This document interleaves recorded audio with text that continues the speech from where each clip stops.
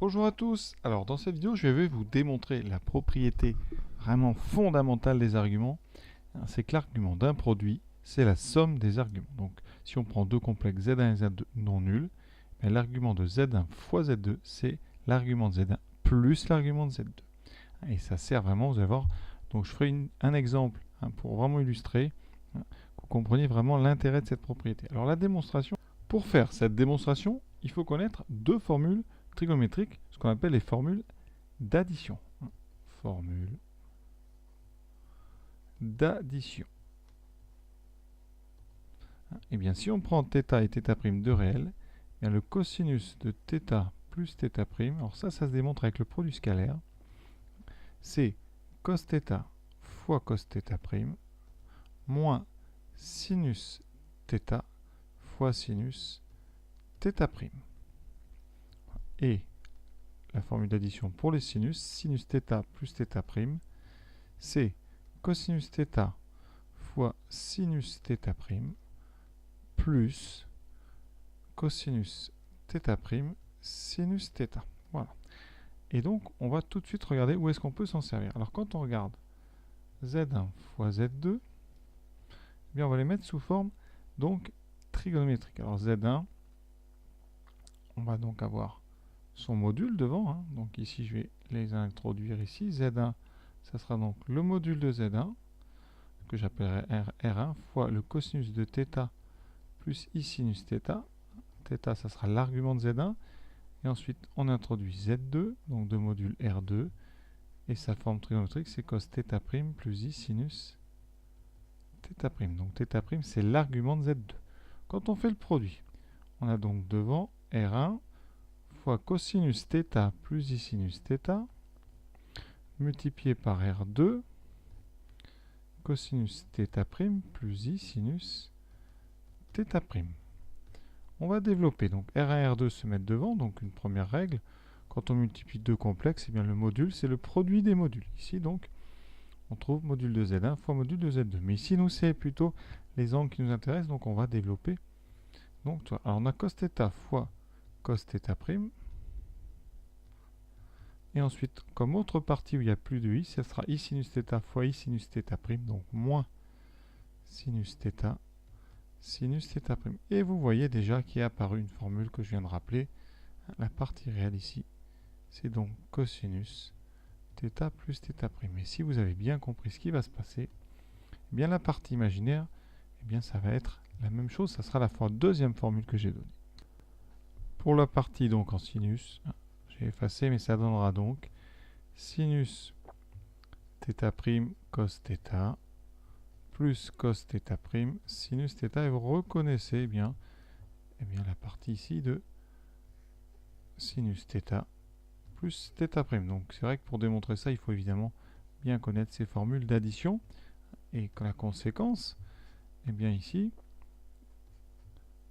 quel sera donc l'argument de Z1 fois Z2? Eh bien, vous voyez, on a dans les parenthèses, on a devant les parenthèses des modules, donc ça sera le module de Z1, Z2, et on aura bien une forme trigonométrique à l'intérieur avec cos θ plus θ' plus I sinus θ plus θ'. Donc, bien l'argument du produit Z1, Z2, c'est donc égal à θ plus θ', c'est-à-dire argument de Z1 plus argument de Z2, tout ça modulo 2pi. Donc on a bien cette jolie propriété. Exemple, à quoi peut-elle servir? Donc mon exemple ici, 1 plus I fois 1 demi plus I racine de 3 sur 2. D'après la propriété, ça sera l'argument de 1 plus I plus l'argument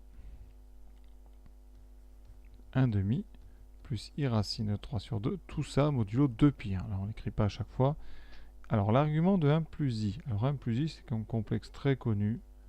On ne va pas passer une heure dessus. C'est racine de 2 fois, eh bien, donc EI pi sur 2. Ceux qui n'ont pas vu le EI, c'est racine de 2 fois cosinus, pardon, pi sur 4. Je mets pi sur 2, mais c'est pi sur 4, cos pi sur 4, plus I sinus pi sur 4.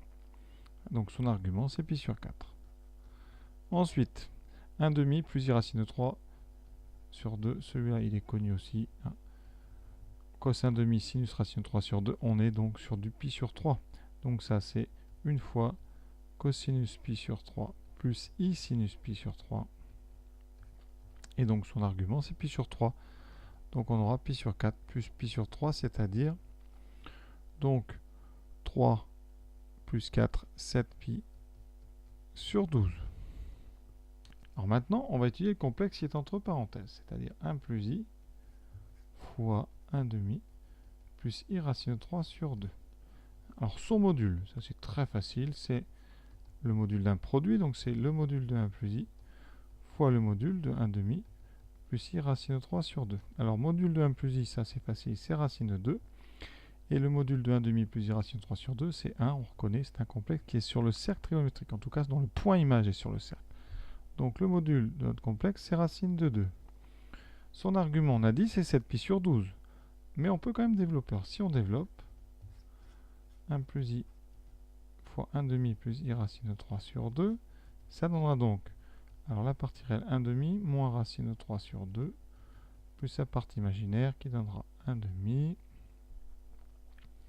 plus racine de 3 sur 2. Voilà. Ce complexe, ici, eh bien, on sait que si on factorise par racine de 2, son module, on obtiendra une forme avec cos θ et sinus θ. Donc ici, je factorise donc par racine de 2, plus i fois 1 demi, plus racine de 3 sur 2, racine de 2. Et qu'est-ce que je peux faire de tout ça? Alors, on sait que l'argument de notre complexe, c'est 7 pi sur 12. Son module, c'est racine de 2. Ça veut dire que 1 plus i fois 1 demi plus i racine de 3 sur 2 s'écrit racine de 2 fois cosinus 7 pi sur 12 plus i sinus 7 pi sur 12. Oui. Et bien en comparant les deux choses qu'on a, eh bien, ça veut dire que cette partie réelle ici, c'est tout simplement cosinus 7 pi sur 12, qu'on pourra mettre sous une plus belle forme. Et ici la partie imaginaire, si vous comparez, c'est donc sinus 7 pi sur 12. Donc c'est une des façons qu'on va utiliser pour trouver des formules pour 7 pi sur 12, 5 pi sur 12, etc. Donc vous verrez au fur et à mesure des exercices, eh bien, parfois, vous tomberez sur ce genre d'exercice qui, justement, utilise l'argument d'un produit pour déterminer des nouvelles valeurs de cosinus pour des angles qu'on n'avait pas encore.